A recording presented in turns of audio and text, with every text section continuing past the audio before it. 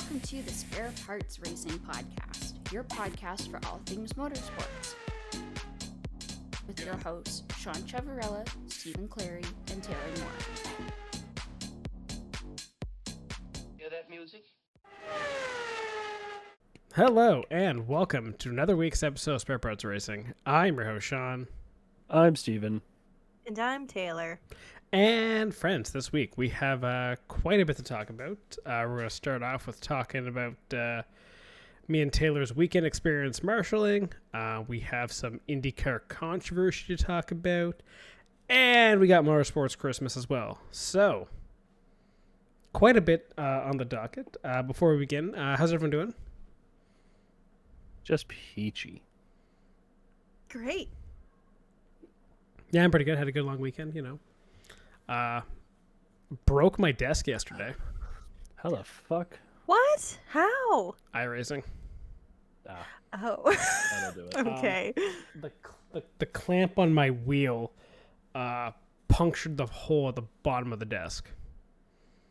You have a new desk anyway, though, right? So It's not being made yet, but yes, I will have a replacement desk already in the works, so that's actually not a problem. That I just happened to break the old one. It's like it knew its time was up, really. it just knew that it was time to retire. I have had this desk for 6 years? Was it your uni desk? No, so I just got just after uni. And yeah, 6 years, 6 or 7 years. Yeah. So it's Crazy. It's lived in a couple places. It's had a couple moves, and couldn't take the Logitech wheel apparently and punctured itself. So anyway, that was fun doing yesterday. Whoops. Nice. Fun. I super cleaned my room yesterday. 'Cause apparently that was just the mental space I was in. I just had to deep clean. My mental space was I was driving the cars around CTMP that we saw this weekend. Yes. Just to be like, how hard is this? And you know what? Apparently It's hard. Formula 1600 broke my desk. So Just like they break themselves. yes, well, there wasn't a whole lot of that this weekend. We had a good time at CTMP at was it NASCAR weekend? I don't know what's it called, Victoria Day Sprint weekend, Yes. something. The Victoria Day Sprint. Or Yay! Speed Fest. Victoria Day Speed Fest, I think it's technically Okay. called now. Oh, and then it's the Labor Day Sprints. Oh, okay. Same that's the one. thing. It's really the same event that they do at the beginning of the season, and it's usually the last pro weekend of the year. Same thing.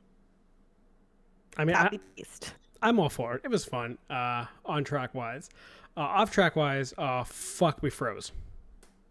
Oh my gosh. It was so cold. I'm still cold. I'm I in a had sweater. to change socks halfway through the day because apparently my shoes that are supposed to be waterproof are no longer waterproof. And I guess there was a lot of well, we had a storm. Did we have a storm during Saturday night? I don't remember. We definitely did Friday night, I thought. Yeah, but there must have been some sort of morning dew on the grass while I was walking down the hill to 10. And my shoes were just soaked. And then halfway through the day, I realized that my socks were also soaked. So I was hoping that changing socks would keep me warm, and it did not. It just made the other ones also wet.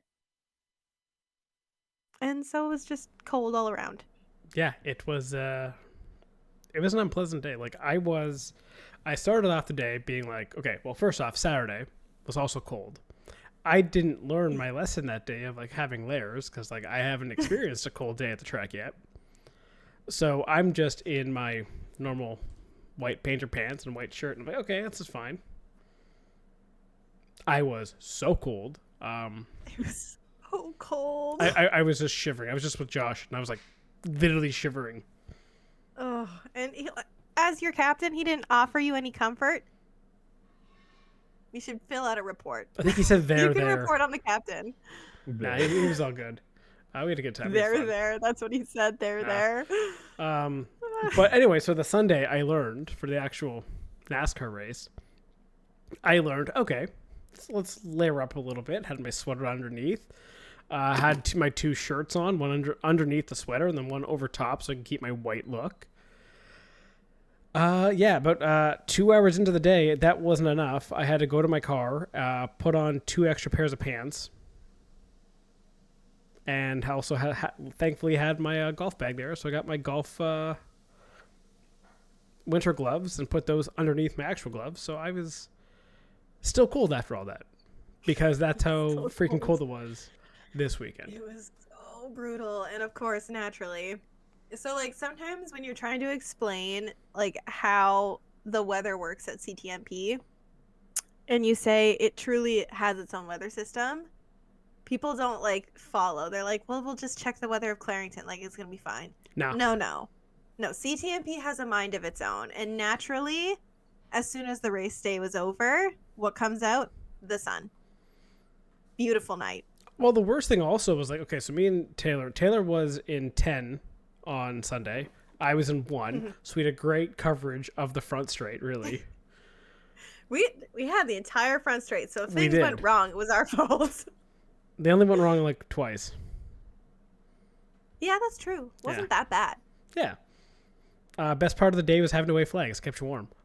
But how bad was it looking south the entire time and just seeing blue sky over there? It was so blue sky like south of us, and you could see, oh look, it's nice over there. But just where we were, it sucked. Nice and clear, and I was like, wow, I think it's gonna move, and it just didn't. Like, it was just clouds and clouds and clouds and clouds, and I was like, this is just so ridiculous. I'm so mad about this right now. What a time! It was. Did you have a favorite event or series of the weekend?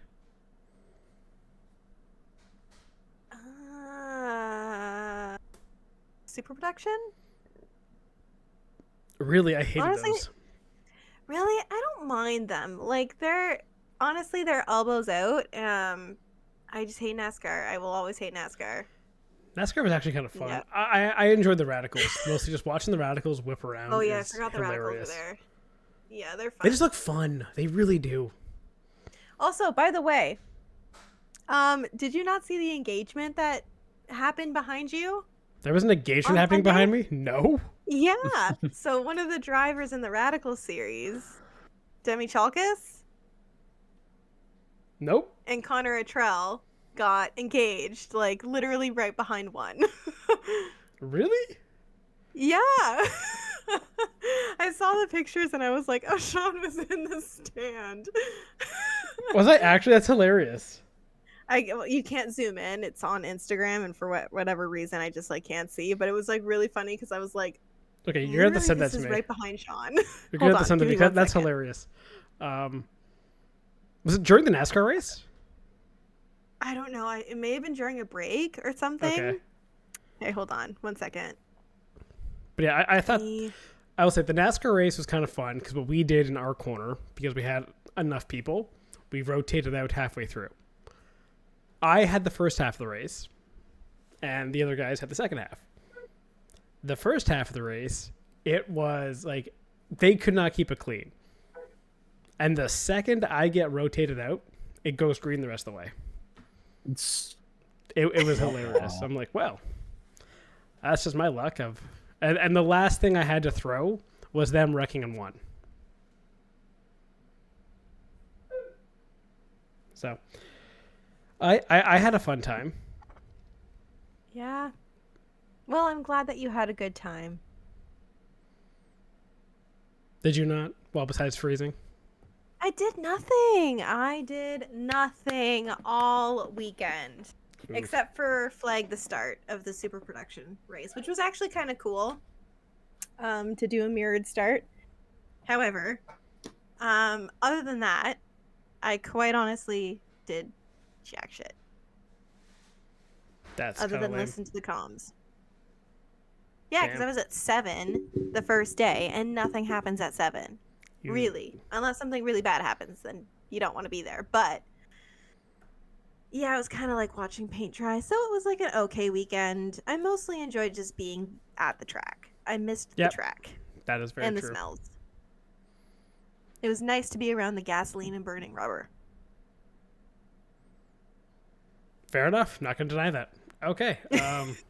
Moving on from our weekend, we have, I guess, some racing to talk about from this weekend. Steven? Yeah, so I mean, we can start with like the easy transition of I can't tell if he's yelling at the cat or at his wife. Probably the Oh, cat. wife. Oh, No, wife. It's He said wife. I immediately Don't was like, it acknowledge can't me. be Don't Sarah. acknowledge me when I go on mute to yell at Sarah, okay? It's fine. I heard a big thunk. I'm always sure she's okay. It's all good. Okay. Okay. Well, the big thunk could have been a cat. Cats are hefty. I mean, Anywho, Min's heft. yeah. Okay, let's exactly. get on with what we're talking about. So I don't know how much we want to get into NASCAR. There wasn't a whole lot because it's an all-star race. I don't. This yeah. thing has lost its shine. It was okay the first couple times. I honestly didn't even have the results pulled up. I'm pretty sure Christopher Bell won. But Oh, did you actually watch it fully? no, I didn't watch it at all. Yeah, It's an because ask. nobody really does. It doesn't the have All-Star any. race. Realistically, it doesn't have any bearing on the rest of the season. You have a NASCAR race which has only 23 or an All-Star race which has only 23 drivers because there's it's a shrunken down field for North Wilkesboro. There's a fan vote to get a driver in. There's no points awarded. So, you know what? Sorry, So I what's the really point? don't care. Chris Bell did win. Logano led the most laps, 139 out of 250. That's really all I got. Michael John Waltrip was the Din's up. highlight. Michael Waltrip dropped a flag, and Chris Bell thanked him for that because I guess it helped him out strategy-wise. But again, do I really care? No. It's an all-star race. It's like many all-star events across many sports. Don't really care. For the kids that enjoy it, glad you can enjoy it. But, Yeah, it's fun for them. yeah. But don't really care. Yeah, I That's agree. fair. It's not made for me. I do not care. Yeah, that's fair. We go our separate ways now. Remember a couple of Because- years ago, they used to have the All-Star race be at Bristol? Yeah. They had like the underglow in the back part of the car. Oh yeah, I forgot about that. The underlights. But it was only the rear of the car. They couldn't actually do it in the side skirts. Like, that's how bad it was. I don't know. Yeah. I'm just thinking like that just really highlights, the All-Star race being like, this is gimmicky. This is for fun. Let's not really take it too seriously. And the drivers don't. It's not a big deal as it used to be back in the day. Yeah. So yeah, do not care. We'll care maybe if they ever make it worth something. So, So let's talk about the other race, Imola. Did either of you watch highlights, full race? I watched pretty much the full race until I fell asleep and did not watch the end. But I know what happened, except for my biggest question is this McLaren thing, because it was the first thing my dad asked me when I got home on Sunday was, so what do you make of McLaren's decision? And I'm like, I have no idea what you're talking about. So if someone can fill me in on that, the end of the race, that'd be great. So essentially, the McLaren decision came down to, okay, so let's go through the whole race. You go through Saturday, Max Verstappen puts it on pole, ahead of both McLarens. Then it was, or no, sorry, Piastri put it on pole. Why did I say Verstappen put it on pole? Yeah, it was Piastri, Russell, Piastri. wasn't it? No, Piastri, Verstappen, then Russell, then Oh. Norris. I probably think Verstappen put it on pole because he remained ahead from basically turn 2 on for the rest of the weekend. So that's probably why. That's true. But so you get down to turn, I guess technically turn 2 because they count that little kink on the straight as turn 1 somehow. And Piastri took it very, very slowly in despite having the slight advantage going into the corner. And Verstappen just sort of said, thank you, stick it around the outside. Saw lots of memes of the of a supposed Piastri post-race interview where it was the old meme of, I thought he has a wife and 2 kids. I thought he would break. I mean, So, to be fair, that's a very dangerous corner. We saw that with a couple incidents over the weekend. Those chicanes are really dangerous. I think they just make them like one big flat out curve. Yeah. Horrible idea. Yeah, that's a bad one. Anywho, yep. Anywho, yeah, and then after that, it was just Verstappen took off afterwards, and then I guess the McLaren decision being referenced is the decision to hit Piastri early off of the medium tires to get onto hards and try and undercut the Red Bull. The problem there being you didn't have Lando Norris even close enough to put on pressure onto Max to make him burn out his tires. And Piastri also dropped so far back in the pack that he struggled to overtake. So even with the late safety car, it didn't make a difference because Piastri could not make up the time. So based on what we were talking about on the weekend, last week for this weekend, we said if you want to beat McLaren, you got to beat them in qualifying, and you got to make them blink. Yep. I don't want to say we called it. Kind of called it. We kind of called it.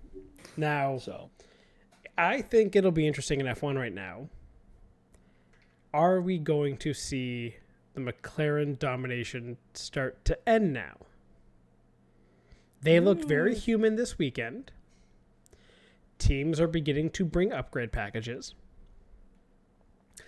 You are getting into your next race being Monaco, which is at this point, who the fuck knows? Yeah, we'll get into that. So I'm just thinking, and then you're getting into like the European section of the calendar. You got Canada. I'm just wondering if we're at a part in the season where you're going to start seeing maybe, again, Max get a win. Maybe Russell gets a win. Maybe Ferrari can sneak up. Ferrari didn't look like they had bad pace. No, they were decent. They sort of minimized their getting in their own way with strategy, though they sort of did at the same time. Wow. But I mean, that's just sort of a given week in, week out that it could happen. Yep. But yeah, no, I think you could definitely see some teams get there. I mean, a lot of teams looked massively improved or were continuing strong form to start the season. You had Alex Albon putting it P5 again, Sainz recovering to P8. So basically, and when I say recover, basically there was a split in strategy where some teams took the early pit stop, tried to go onto a hard and make it a 2-stop. So some cars had to recover to get to that point, and Carlos Sainz was one of them. So P8, yes, you got beat by your teammate, but you were also put on a slightly worse strategy. And also everybody who was on the first or on the one-stop strategy got rewarded by the fact that I think it was Ocon first. Yeah, Ocon first had his engine blow up. Virtual safety car. You got a cheap pit stop right when you needed it. Because it was basically, I think it was like lap 25. Why don't you hear? What lap did he go at? Lap 27. Did you see it? Speaking of, I guess, like Ocon, and kind of back to me, Taylor, do the marshalling thing. Did you see one of the marshals get run over? No. Not actually, but as they were wheeling his car back, Ocon's, someone got run over. The marshal got between the front tire and like the cockpit, was pushing it there, and had the front tire roll up on his leg. Horrible like, decision. And they had to like roll it back to get him off, get him off the thing.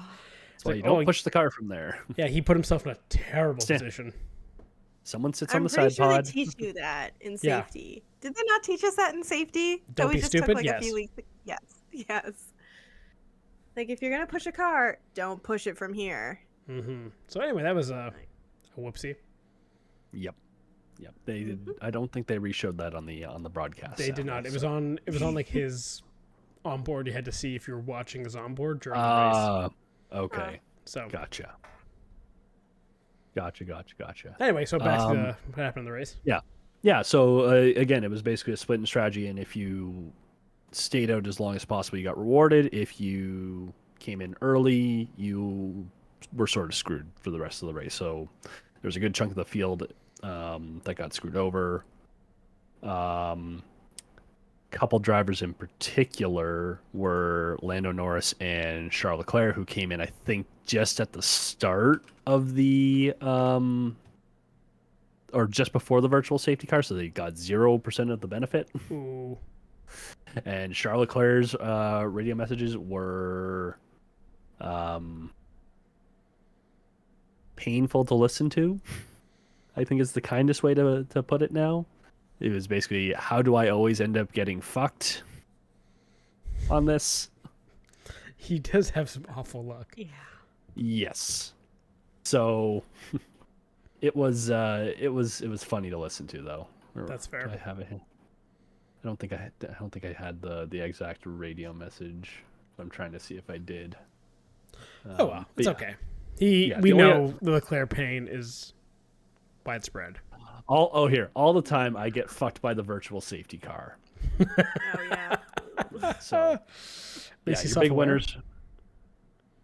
Yes.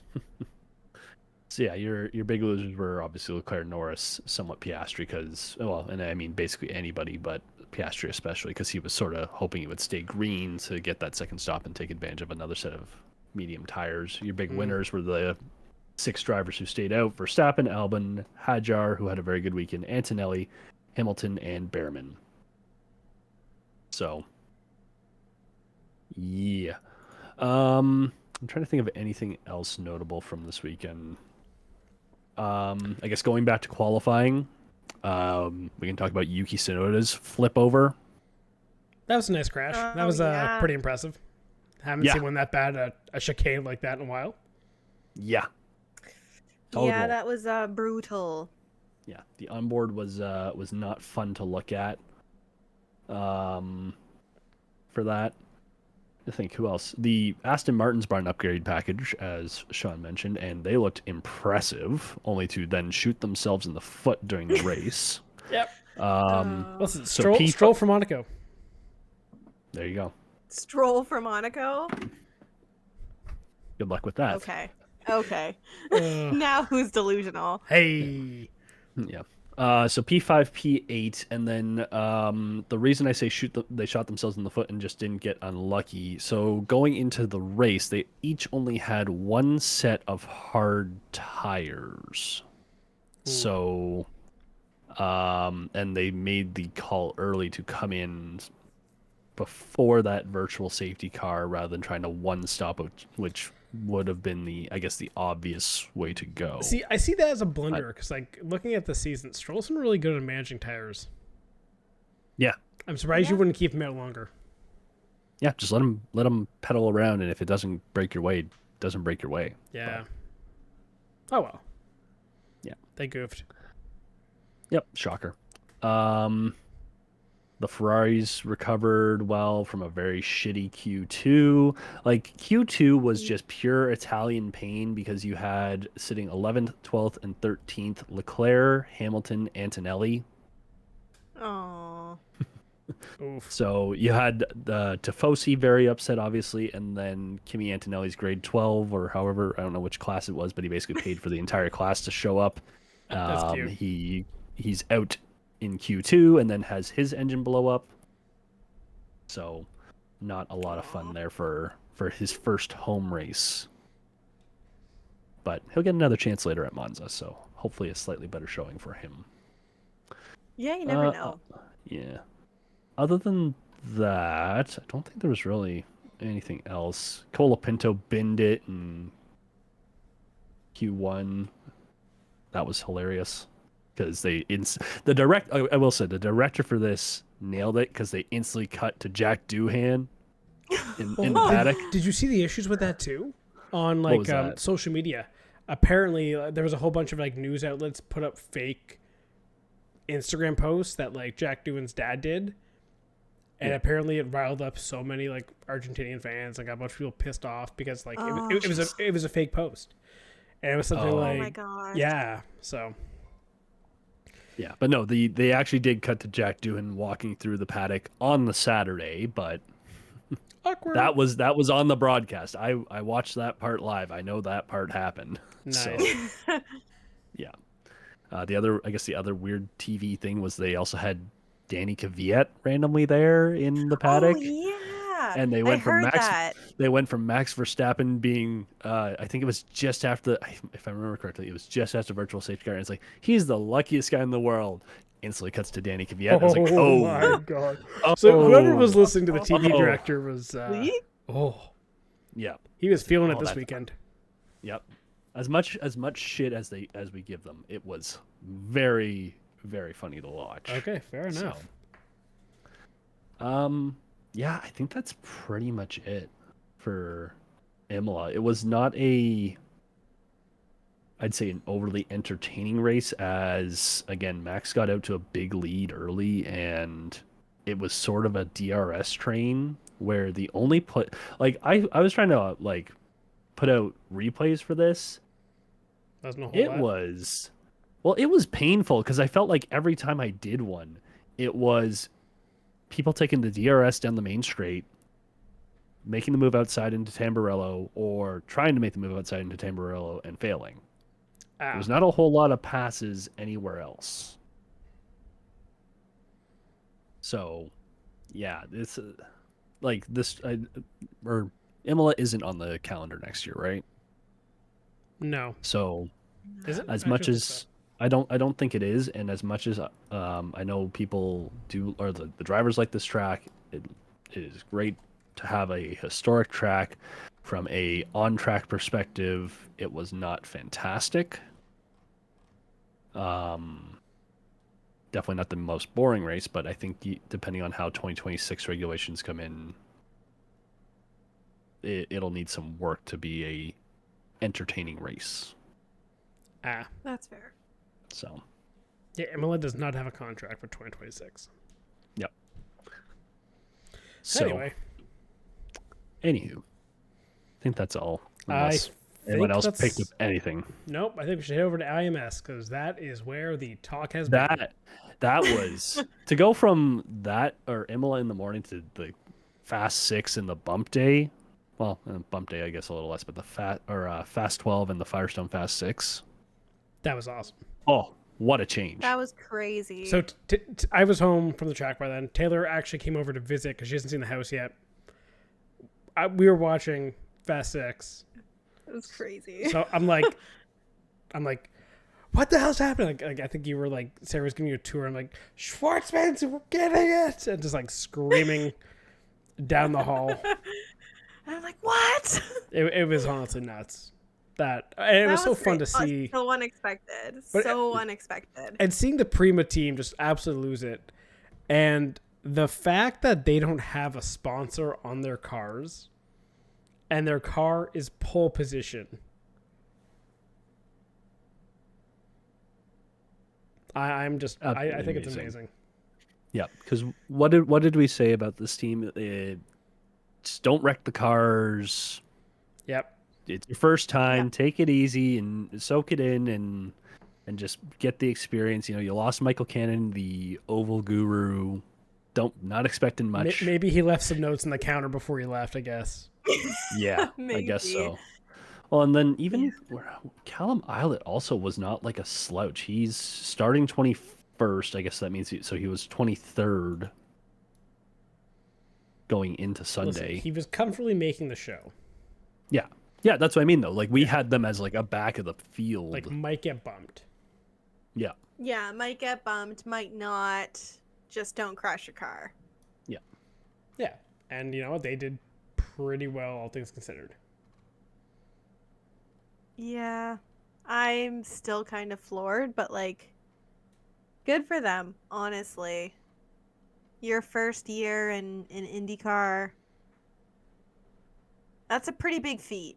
And, like, the 500 is a big deal. Not just first year IndyCar. This is your first time driving an oval. That's also crazy. Like, the first time ever driving an oval and you put it on pole at the 500. That's crazy. Now, do I think he's going to win it? No. No, not at all. Because Maybe. most people who put it on pole don't usually win the race. True. How many times has it happened, Steven? You had the numbers up earlier. It's funny. All time, it is technically the most won from spot. It is, but how many times is it won Really? from? 20% of the time. Over 100 races, it's only been won. Yep. 1 in 5.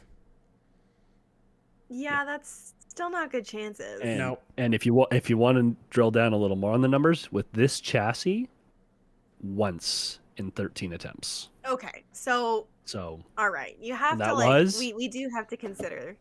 Anybody have the who did it? Who done it? Wait, I'm thinking. Let me think. It's only once in 13 I'm years not since gonna know. 2012. Takuma Sato. No. Fuck. Simon Pagenaud, 2019. Oh, really? Okay. Oh, really? Oh, Pagano. I always So. kind of feel a little bit sad. He is the outlier. But speaking of Sato, we were also writing Sato off last week. We thought he was struggling. He didn't look like he had a good pace. Struggling with the new car. They figured it out for Saturday. Yep. And that thing was a I rocket feel like ship. we were He's wrong second. about a lot of things. I don't know. We were wrong about a lot because we also said that Rosenqvist was not going to be Yeah. up there, Yeah. and yet That was a swing and a miss for a lot of those predictions. Again, Maybe we'll it was see the how the free race livery. turns out. Man, Yeah. yeah. Well, and he and I took will that say, car higher. he did. And in the Fast 12 he did. In the Fast 6, sort of Peter. I will say, I don't know if you guys picked up on it. It was weird. So let's also not forget, this is the first time running the Indy 500 with hybrid engines. Yep. Right. So Right. it was very odd, and I think some guys were thrown off because this did not run the typical Indy 500 qualifying way. It was And what I weird. mean, what I mean by that is, first off, it was very odd. You didn't see necessarily the top speeds that we've seen in the past with guys touching 234 for a lap or two and then Mhm. holding on. It was not that.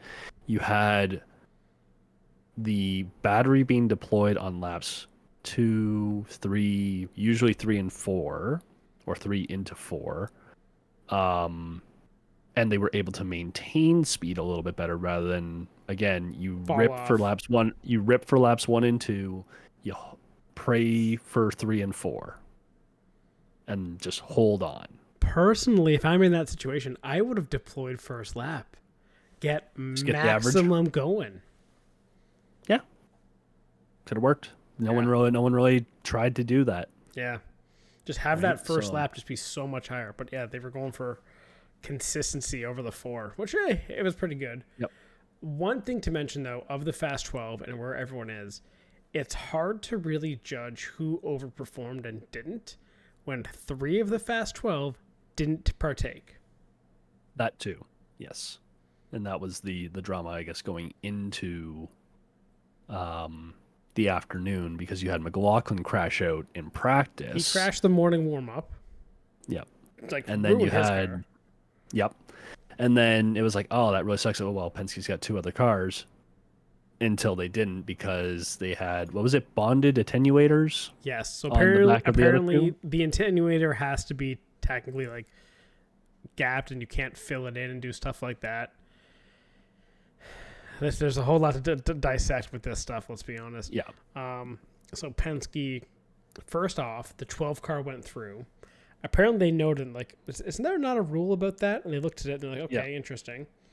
Then, I don't know if you saw the video of this, Steven. Someone actually was filming in tech inspection as the 2 car was in there. Yeah. So as the 2 car came in, they're looking at the back again, and at this point they had checked the rule. They knew it was legal.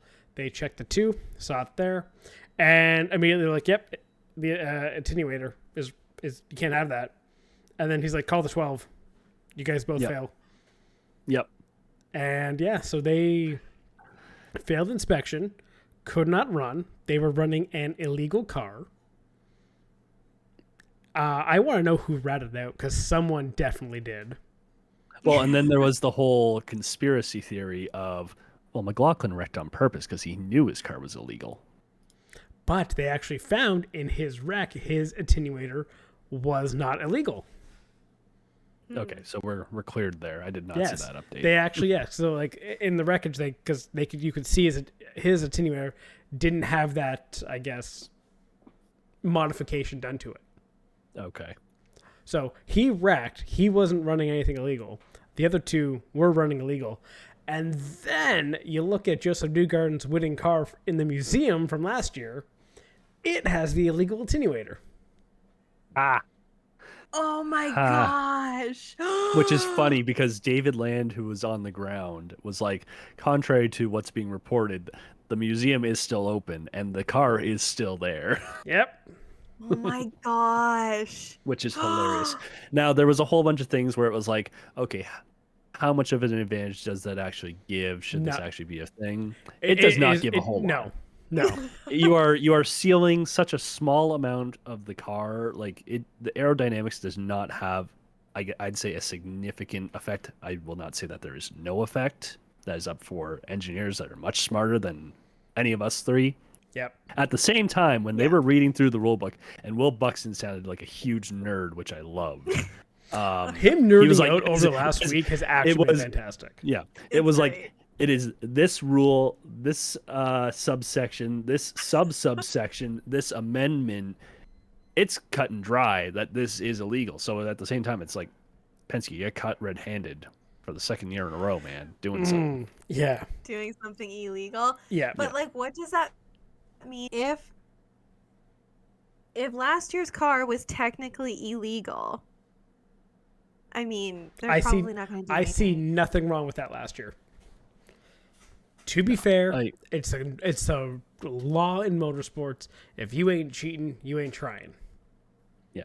That's actually so true. I mean, what's a loophole? Like, most F1 cars, the reason why they're dominant, most of them find a loophole in the rules. If you're not finding a loophole, it's not the two's fault. They didn't inspect it properly. Yep. Now that they're aware of it, though, it's not getting by. Now Penske's screwed. Yep. And I do think the penalty could have been harsher. That being said, I also think, it kind of fits it. Yeah, bump him to the back of the field. It's fine. Are you going to disqualify them from entering the 500 altogether? I think that's a bit much. Because at the end of the day, this is not this is just for qualifying for the race. They still made it on the Saturday. Wasn't checked then. Interesting. Mm-hmm. Or maybe this is a new thing they're trying of like putting something over it. Again, who knows if they just try it for the Sunday. But so they've made the Fast 12 and now get busted. So you can't say they don't have pace. You can't bump them to being out of the grid. And you can't put Jacob Abel in because that's not really fair because he was the slowest. Yep. So I think moving them to the back is probably the most fair thing to do. And also the most likely outcome. I don't think a Penske car, let alone two, are going to get scratched from this field, especially when one of them is the two-time reigning champion. Yeah. Now, I think this makes his third attempt impossible. Yeah. By the numbers, it is technically impossible. But then again, it is impossible until it is actually done. So we'll see what Newgarden can do from... He's 32nd, I think.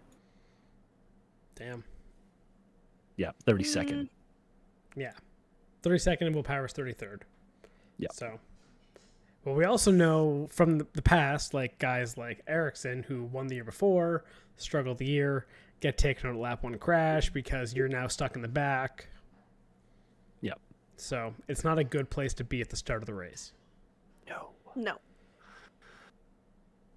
That being said, it should be very entertaining to watch because I think you have a field that is kind of jumbled. I think guys are out of position. I think there's some guys who could be further up, who are in the back, guys who look fast in traffic that are towards the back that might get up. So this is going to be a fantastic race the weekend. This is going to be your highlight. It usually is. Yeah. Usually is for a motorsports Christmas. But there is something to say, though, about Penske and cheating now. 2 years in a row, caught doing something. What does this say about leadership at Penske or Penske's overseeing the series. Should he actually just completely divest from the team at this point? I mean, haven't we had that conversation before where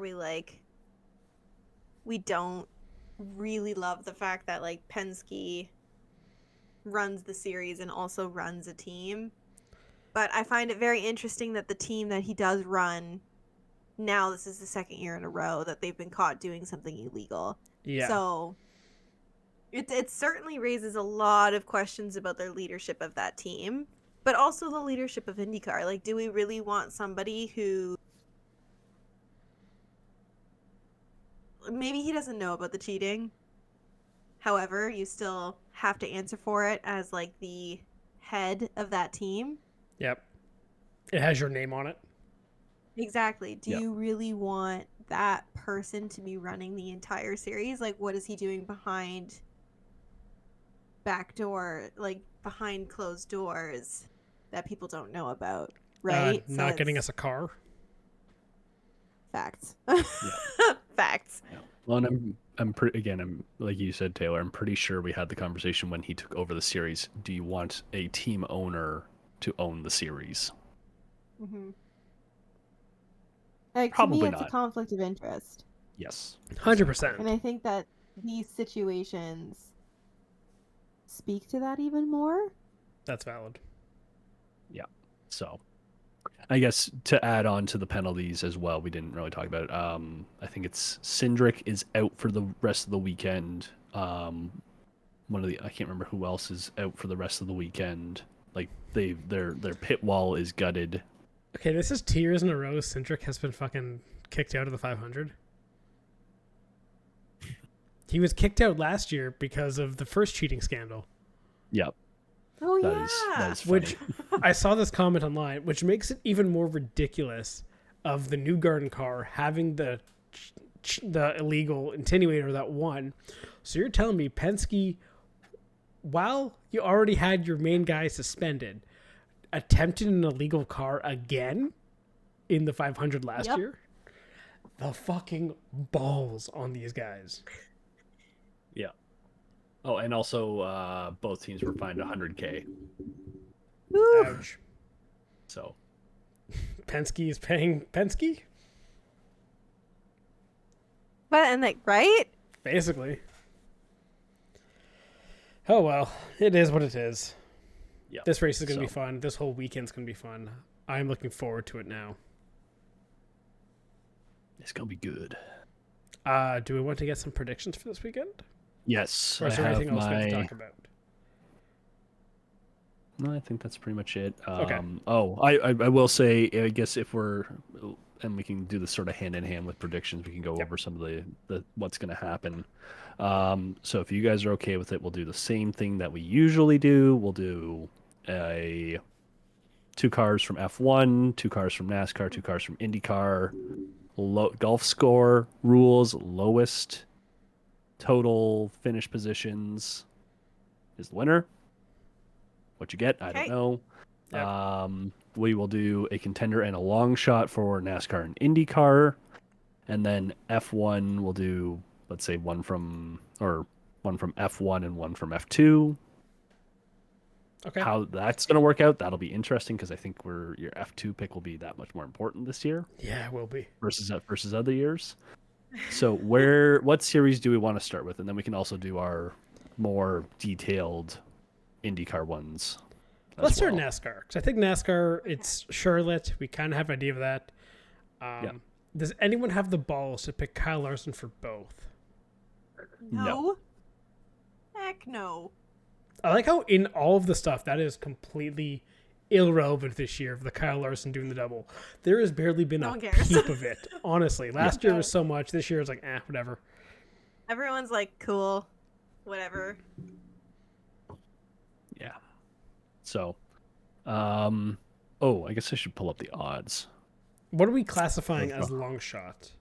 Well, I want to see what the range is. I know Kyle Larson was the favorite last time I checked at plus 600. So for the 600? Yeah. Damn. Okay. That's interesting. But Okay. Yeah, he's plus 500 right now. I'm looking at FanDuel at the odd. That's nuts. Okay. He's gone down 100 points since I checked like an hour ago. Okay, so That's long wild. shot or favorite under 2,000? Yeah, sure. I think that's what the usual line. Okay. So if you're under 2,000, you can work with that. Okay, I can do that. Yep. So your drivers under 2,000 are Chase Elliott, Kyle Busch, William Byron, Christopher Bell, Ryan Blaney, Denny Hamlin, Tyler Reddick, and Kyle Larson. Are we including 2,000? Are we including 2,000 or 2,000 or Under 2,000, below 2. Okay. So again, Elliott, Busch, Byron, Bell, Blaney, Hamlin, Reddick, Larson. I don't know how we're going to decide who picks first. Well, we can go with who's lowest in the NASCAR. We Who's can lowest in the decide NASCAR? based on our predictions. Current standings. All right, so Taylor gets to pick first. I knew it. Okay, so William Byron. That's actually not a bad pick. Surprise, surprise. It ain't broke, don't My fix it. favorite driver of NASCAR. Hey, Sean, it's you next for NASCAR. And you know what? You can throw in a wrinkle here. You can pick either your contender or your long shot here. I'm gonna go with my contender here, probably. Man, I was thinking Byron, but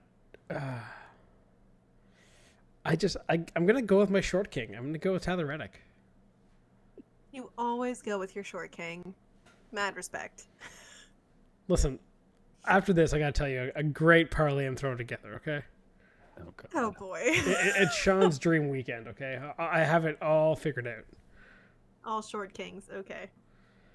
Okay, I will take. I'll take Chris Bell. That's a good pick. Fair enough. I realize what I said about All-Star Weekend, but he did just win the last race, so There has been a lot of back-to-back winners this year, exactly. so it's not terrible. Can't hurt. Taylor, pick a long shot then. So your Okay, long so- shot is the rest of the field. It is led by Gibbs and Logano at plus 2,000, Bowman, Chastain, Barry, Wallace, Busher, Keselowski. That's a choice. Briscoe. That's everybody under 3,000. Everybody else is 4,100 and above. Yeah, you're looking at massive long shots there. Yep. Okay. For my long shot, I'm gonna go with Bowman. Son of a bitch! Doubles up on the Chevys. Sean, are you going to double up on Toyotas? I'm doubling up on Gibbs. 2311. You going to go 2311. Bubba? I'm gonna go with Bubba. All right. Interesting. Okay. It's A a choice, choice. but all right. And you know what? Fuck it. I'll take Logano because fuck it, he can back into a win somehow here. Penske has bad karma right now, though. That's a different part of the garage. Okay. It's fine. Okay, It's- fair enough. Not an even year. Coke's 600 will be interesting. Yes. Yes. Who won it last year again? Oh, it was rained out, Wasn't it wasn't Bell? it? No, because it It got was rained out. It got rained out, and it was. It was Bell. Mm-hmm. There you go. Because I watched that race in Yeah, you're- full. Because we were waiting for the double to come in. Yeah, you're shitting on Keselowski. He came second last year. It's Yeah, I more know. how his luck has gone this year. Oh, it's been terrible. That's what I'm saying. He has not had a good year. I don't see any reason why it would magically turn around now, other than the fact that, fuck it, why not? Got That's to turn fair. around at some point, right? Right? Nope. Ask Kyle Busch. Exactly. So, yeah, but it was rained out only 249 out of 400 laps last year. Ooh. Yep. And So- Yeah. Larson didn't get to do one. Hopefully he gets them this year. Yes. We'll see.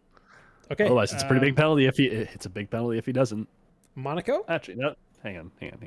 Indianapolis weather. It should be a great weekend.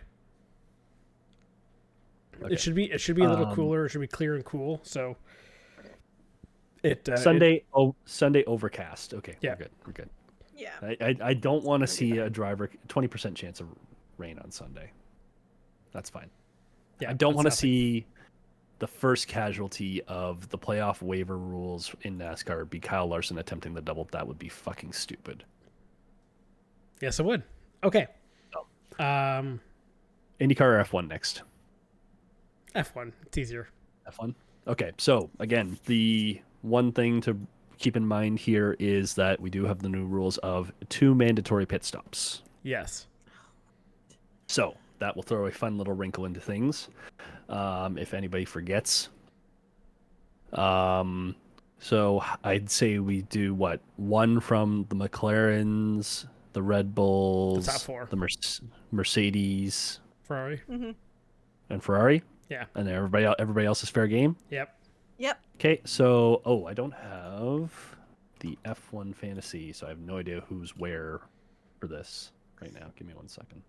I'm gonna go out on a limb and say it's probably me who's at the bottom of the 3 of us. I put a lot of stock into Liam Lawson, so I think I might be in the bottom. I'd say that's the one Think case where you so. are allowed to swap out the driver in this case, but you have to take you can't even take Yuki necessarily. Nope. The cost didn't work. I stuck out with Lawson. Yeah, I got screwed over in that one. Pinned leagues. Pretty sure it's me. Craig is second. That's hilarious. I'm currently 5th. Taylor is 6th. Oh. Sean, you are last, and you are overall in 9th with your Young and the Restless. Young and the Reckless. Oh. Reckless, whatever. Wait, who's in first? I'm just curious. No idea, to be honest. F1 Racing Team Mexico. Okay. Oh, random. Okay. So, anyway, good job. I will be taking my obvious pick for this one, and Max Verstappen. Rocker. Okay. Do. Max Verstappen. You can't just not finish it. Well, I did. Not a bad choice considering this is a qualifying track, and he is showing that he has the 1-lap pace. Yep. Okay. Taylor. Lewis Hamilton. How predictable that is. Well, Leclerc won it last year. He broke his curse. So I'm going to go with a Ferrari, obviously. You even have to ask, really, like, who I'm taking. Yeah, we already know. Come on. It's Norris. No, it's Piastri. Piastri. I know. Okay, fair enough. All right, F2. So this is your Williams, Aston Martin, your Haas, your Alpine, and your Saubers. Albon. Fernando Wait, you Alonso. have to choose. Oh. Really? Oh, my. All He right. had pace on the weekend. Let's see if they can keep and that up. he had Okay. qualifying pace, and they have to make 2 stops. So what could go wrong? Are you actually gonna stick with Albon? Yeah, I'll stick with Albon. Hey, I'm gonna go with Sainz on the other side of the garage. Okay, And that's lastly- fair. Hey, 2 Williams. Listen, Last year I think would have the been Astons can do it. insane. Yeah, if Okay, you picked them sure. last year, picking them last year would have been absolutely nuts. But hey, they're the 5th best team easily. All right, so IndyCar will do a top 12 and a field pick. So your top 12 is Schwartzman, Sato, Award, Dixon, Rosenquist, Palou, Malukas, Lundgaard, Ericsson, McLaughlin, and promoted are Daly and Rossi. IndyCar standings, Taylor's last, I'm second. Sean, you are first. This So, actually works Taylor, out it is- really well. Yep. So Taylor is your pick again. Award. Son of a bitch! Please, he wasn't getting to you. Calm down. Okay. Calm yourself. Well, since you took my pick, I will now throw out the fun stat that in the Dallara chassis, the most won from position is third place, and that is where Padua Award is starting. And no one has won from below 19th, which is where Kyle Larson is starting. I'm going to take the really tough pick, and I'm going to say Alex Palou gets his first oval win. Thank God. Okay. I'm going with Rossi. I like that pick. The last time Rossi won was the last time the Indy 500 sold out. The Indy 500 is sold out this time. It's going to be the same thing, and someone's going to have that same stat of being like, oh, he only wins when it's sold out. It's going to be Rossi. Is he never going to talk about this one too? We'll see. We'll see how good his fuel saving is. Yep. I am excited to see if we get like a really good Angry Rossi fighting for the win again, because Angry Rossi around Indianapolis is one of the most entertaining things to watch on the backstretch. Yes. So, all right, your field.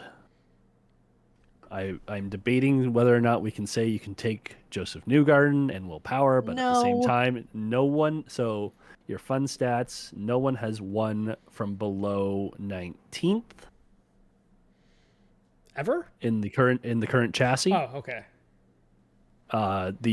So if you would like to select someone from below 19th, someone has won from 20th 3 times. The last time was 1987. Someone has won from 21st once. That was 1924. 2 people have won from the 22nd spot. The last time that happened was 1935. 1 person has run from 25th. That would be a Ryan Hunter-Ray pick. And the last time someone won from 25th was 1974. 1 person has won from 27th. That was 1932. And 2 people have won from 28th. The last time that happened was 1936. So all the information on the table if you would like to make a pick that low in the field. However, counterpoint, have you seen the vibes of the world? Very late 1920s, 1930s. So maybe... Oh, no. All right, This so is okay, Delulu. so if you're taking the 1936 pick, you'd be taking Graham Rahal. If I was taking any one of those, I would take... Oh, Herta? Herta, maybe? Herta in 27th? Yeah. But I'm not going to take Herta for my field pick. I'll take Herta for my field pick. Really? Okay, Why well, not? that's a choice. I mean, honestly... You heard all the stats from the 1930s and said, yeah. But again, here's the thing. He may not win, but will he get up there? If we're going with lowest score, it's not a terrible idea. That is true. All I'm saying is the Indy 500 is the Indy 500. And as we know, we can never predict how the Indy 500 is going to finish. So, mock me now. But you never know. You know what? It's true. You never know. Steven, who you picking? So the other stats I was able to pull, because thankfully IndyCar does a lot of really good bookkeeping on this.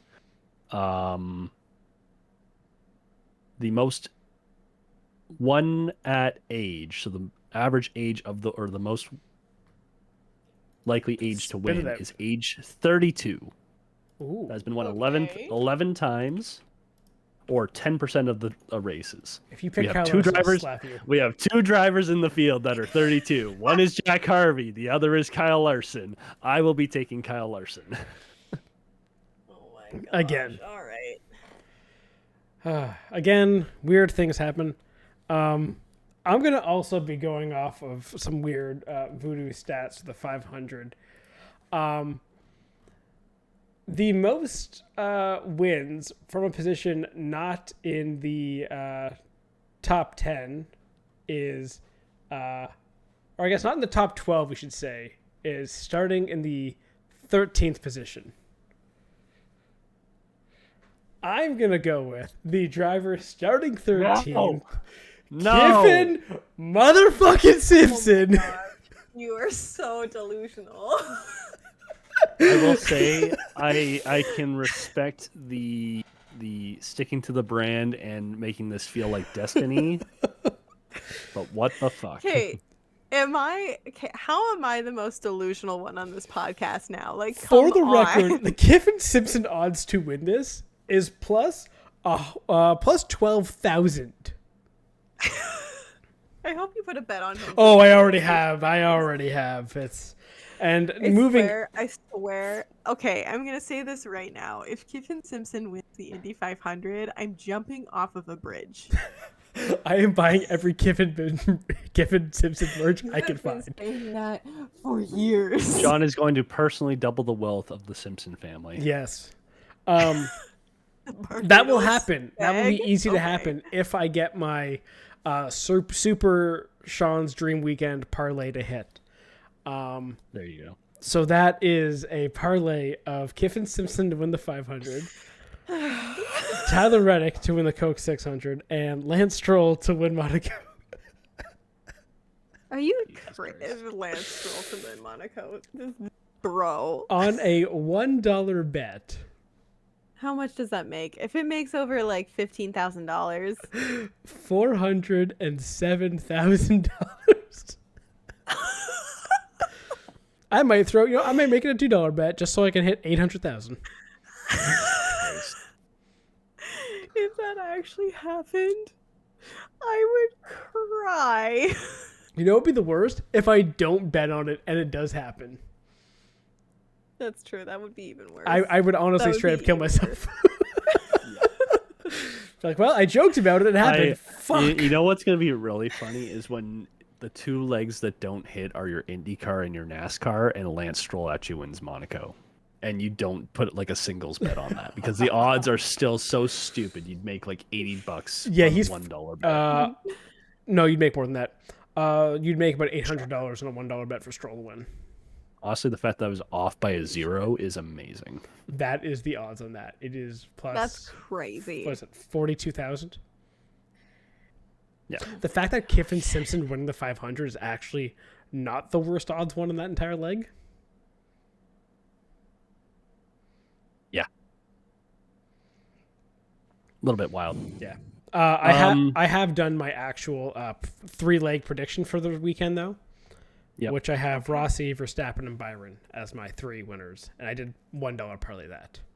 That's a grand. Respect. That'd be nice, and that actually is possible. That's actually respectable Yes. and possible. Your other one is Delulu. Like, it's so delusional. Oh, it's hilarious. Oh, okay. All right, just because we usually do it, do you guys each want to pick? These 6 drivers will not be included in the Motorsports Christmas, but we'll do it for fun anyways, just to give ourselves a second guess. Do you each want to take one more top 12 and one more field? Definitely. All right. Sure. You can choose top 12 or field here. I'll take a you're top picking 12. Okay. We're going the same order, so Taylor, it's still your pick. Yeah. Oh, geez. Okay, I thought Sean was picking. Oh no, I'm just saying I also know what I'll do. I'll do a top 12, and I'm gonna go with my boy, Marcus Ericsson. Fuck, I Always. forgot he even made it the top 12 this year. Yeah. Always. That He actually started is a in very Go back to dark horse. loyalty. No, that's a very dark horse pick for a guy who's looked decently fast, solid team. He's the best of the Andretti's, and it's just kind of And won the 500. he's already won won. the 500. Just kind of sneaking around there. Yep. So the last driver to win from the 9 spot was in 1993, Emerson Fittipaldi. Well, it's not that far away. It's not 1936, so Yes. I'll Yep. take it. I'm going to take Sato. Every time he starts on the front row, he wins. So, Okay. That's a good pick. Sean? Oh, I'm torn here. Fuck. Okay, I'm gonna say right now, if you don't pick the one that I'm thinking of, I'm gonna be disappointed. Okay, I'll be honest. There's 3 I'm thinking of. And it's the 3 other guys who I think we all want to see these guys win, right? We'd love to see Rosenquist win. We'd love to see Lundgaard win. And we'd love to see Malukas. Yep. Yes. However, there's one that I was thinking of those 3 that I was like, if Sean doesn't pick this car, I'm gonna be like disappointed. You're lost trying to the- will me into picking the Creed car, and Yes. Correct. We lost the Miller High Life car I in know. qualifying. Rest in okay, peace, fine. Miller High Life Take me car. higher. We're going with Rosie. I'm just gonna put It Creed. would be so good to see him win, though. Like, No, if that car and deserves to be in not the a Hall of bad Fame. pick. Yeah. It's Or not sorry, a not the bad Hall of the pick IMS either. Museum. No, it's not a bad pick. And if that car gets in the IMS Museum, that's the best car in that museum, hands down. Also, did you guys have the audio on when Buxton was calling the final lap of his run? Oh yes, yes. all Can the he Creed- can he take this car higher? And the worst thing is, I literally sent that in the group chat right before he said it. I'm like, I did that first. Thanks, Bucks. Let's see. It's the low hanging fruit. All right, It is. field. Shit. I will Field. rely on you guys to remember who's where. So basically, you're picking from, well, you can't take Kiffin Simpson, but Carpenter on down. Carpenter on down. Uno moment. I'm reminding myself where people were. It's a hard field when you're looking at this. For me, I'm like, no.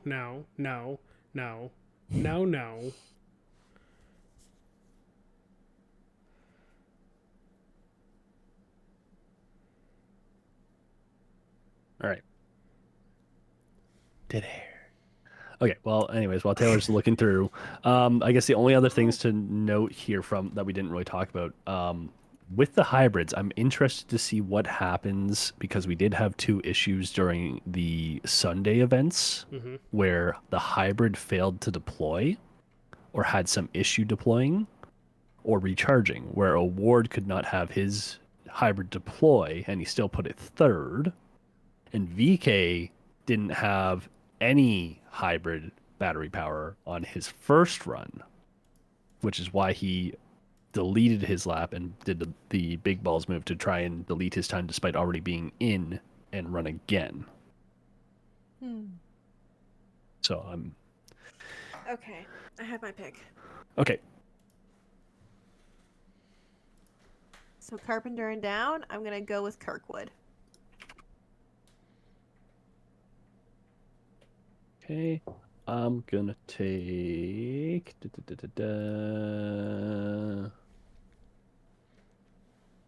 what? Christian Rasmussen. Fuck it. I like Christian Rasmussen.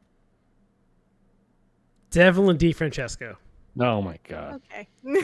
Hear me out. Okay. Oh. The last time. Dude, at this rate, we're gonna have to get you one of those hear me out cakes.